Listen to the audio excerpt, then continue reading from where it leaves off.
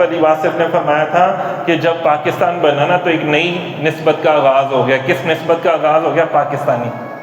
پاکستانی بھی ایک نسبت ہے نا. یہ مدینہ تو ثانی ہے. دیکھیں نا کل 14 اگست ہے تو کیا ہے؟ یہ بھی پاکستان کیا ہے؟ مدینہ تو ثانی. ہر بندہ کہتا ہے یار میں نے مدینے جانا. تو یار یثرب بیماریوں کی سرزمین تھا. سرکار تشریف لے کر آئے, اس کو حضور نے مدینہ بنا دیا. یہ بھی چھوٹے چھوٹے علاقے تھے. کوئی سندھ تھا, کوئی بلوچستان تھا, کوئی سرحد تھا, کوئی KPK تھا, کوئی پنجاب تھا, کوئی ساہیوال تھا, کوئی ملتان تھا. کیا کیا؟ حضور تشریف لے کر آئے اور آپ نے اپنے غلاموں کو خود بھیجا, جاؤ جا کے کام کرو. قائد اعظم تو چلے گئے تھے نا, یہاں سے لندن چلے گئے تھے, سرکار نے خود بھیجا, جاؤ علامہ اقبال کو جاؤ جا کے لے کر آؤ ان کو یہاں پہ. خود فائلیں دی. کتابوں میں لکھا ہوا ہے نا, ہر چیز لکھی ہوئی ہے. تو یہ پاکستان بنایا کس نے؟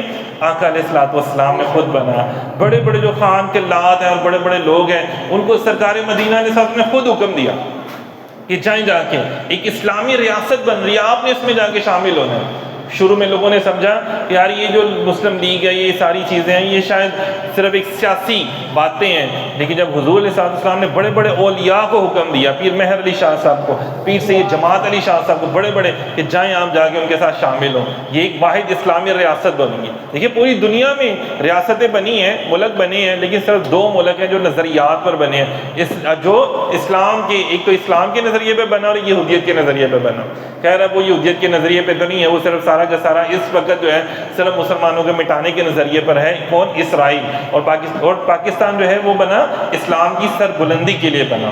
آج بھی دیکھ لیں پوری دنیا میں اتنی محافل نہیں ہوتی جتنی ماشاءاللہ سے پاکستان میں ہوتی ہیں, جتنی ماشاءاللہ سے یہاں پہ درود و سلام پڑھا جاتا ہے. بس اس بات کی ضرورت ہے کہ ہمارے ساتھی کاش اس کے اوپر عمل بھی کر لیں.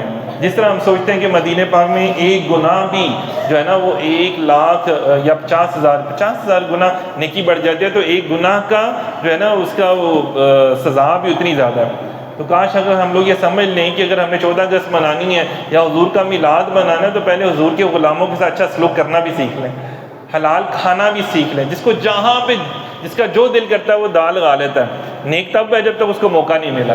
جب موقع ملتا ہے چھوڑتا کوئی بھی نہیں ہے, چاہے وہ بچہ بڑا ہے, عورت ہے, مرد ہے, کوئی بھی ہے.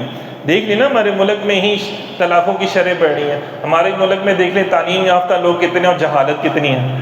مطلب اسکول بھی ہیں, کالج بھی ہیں, یونیورسٹی بھی ہیں, پھر بھی 2 نمبریاں چل رہی ہیں. شاید ہی ہمیں اس علاقے سے ماشاءاللہ کوئی 1 نمبر شیمپو مل جائے, کوئی 1 نمبر بوتل مل جائے. ایسے ہی ہے نا, پاکستانی ہم سارے ہی ہیں, جھنڈے ہم سب نے لگا رہے ہیں. تو جھنڈا لگانا ہے, دل پہ لگانا ہے کہ نہیں بھائی میں نے سچا پاکستانی بننا. بھائی اگر ہم آج سے 50 سال پہلے ہم اپنے بڑوں کی باتیں سنتے ہیں تو بتاتے ہیں کہ یہ لوگ تہجد پڑھا کرتے تھے, لوگ ایک دوسرے کے گھروں میں کھانے بھیجا کرتے تھے, خیال کیا کرتے تھے ایک دوسرے کا. آج جناب صاحب محلے والوں کے ساتھ لڑائیاں شروع ہی ہوتی ہیں. ہم اپنے کتنے کو محلے والوں کو جانتے ہیں, لڑائیاں مار کٹائی, ہر ایک کے لیے نفرت ہم نے اپنے دلوں میں پائی ہوئی ہے.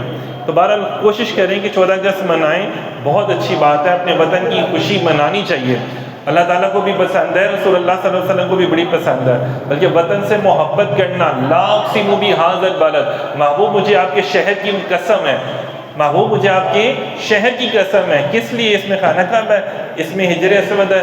نہیں محبوب اس لیے کہ آپ اس کی گلیوں میں چلا کرتے ہیں. وَأَنْتَ حِلٌّ بِهَذَا الْبَلَدِ, محبوب آپ اس کی گلیوں میں چلتے ہیں, اس کی گلیوں نے آپ کی قدموں کو بوسہ دیا. اندازہ کر لیں. تو پھر دیکھیے اللہ تعالیٰ بھی اس شہر کی قسم کھا رہا ہے. اب اس شہر میں حضور صلی اللہ علیہ وسلم کے آل کے لوگ کتنے ہیں ملک پاکستان میں, داتا حسنی حسینی سید ہیں. اندازہ کر لیں کتنے بڑے بڑے اولیاء یہاں پہ جو موجود ہیں, سب کے سب جو ہیں وہ جتنے بڑے بڑے مزار باب علیہ شاہ سرکار کے آپ لے لیں, اور کتنے بڑے بڑے اولیاء کاملین یہاں پہ ماشاءاللہ اس سرزمین پہ موجود ہیں. وہ سارے کے سارے کون ہیں؟ سادات ہیں, یا حضور کے غلام ہیں, جنہوں نے یہاں پر آ کے دیکھے نا ماشاءاللہ سے اسلام پھیلایا. اور آج کہیں نہ کہیں ہمارے پاس جو ہے نا وہ اسلام موجود ہے. بہرحال کوشش کریں اپنے بچوں کو پیسے دے کے باجے منگوانے کی بجائے نا ان کو کہیں کہ بھائی قرآن پاک پڑھ کے بیٹھ کے, جو لوگ پاکستان بننے میں جن کا وصال ہوا, آپ ان کو کیوں نہیں سال ثواب کرتے؟ پچھلی دفعہ بھی ہم نے ماشاءاللہ سے سیلیبریٹ کیا تھا اسی طرح 14 اگست, یہاں پہ سب بچوں بیٹھ کے یہاں پہ قرآن پاک کی تلاوت کی تھی ماشاءاللہ سے. قل هو اللہ احد, سورہ اخلاص پڑھی, درود پاک پڑھا, اور پھر دعا کی کہ اللہ تعالیٰ جتنے ہمارے بڑے ہیں جو پاکستان بننے میں جو شہید ہوئے, ان سب کی ارواح کو اس کا ثواب پیش کرتے قبول فرما, ان کی درجات بلند فرما, اور ہمیں اس ملک پاکستان میں انسانوں کی طرح رہنے کی توفیق عطا فرما. اس انسانوں کی طرح, مطلب جانور اور حیوان نہیں ہم نے بننا, انسان بننا ہے. رسول صلی اللہ علیہ وسلم چاہتے ہیں کہ ہم اچھے اور بہترین مسلمان بنیں.